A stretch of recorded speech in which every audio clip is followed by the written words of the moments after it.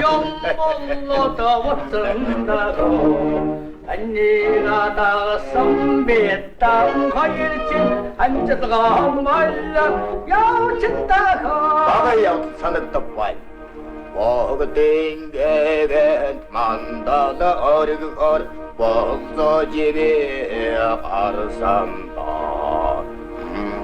Юу цагаансар боллоо доо.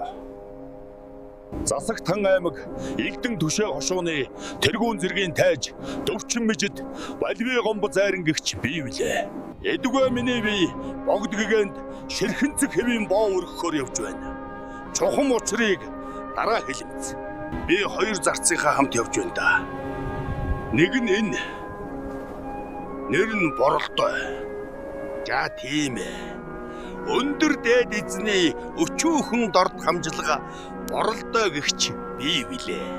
Эзнийхээ эмээлийн ганцх шиг чирэгдээд л явж байна. Харин миний сүүдэргвэл энэ. Нэр нь Долдой. За би Долдой. Эзэн тайжийнхаа ачаа юугийн дагаж морин үг нь малдаг гайчгүй, гавьяачгүй бодмөрийн хүн шүү.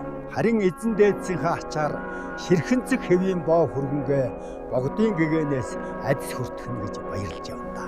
Эзэн маань сайхан зантай байвал амтд ширхэнцэг хэвийн боовыг нь бүгдийг нь идчихгүй хүргээд өгөх санаатай л явж байна.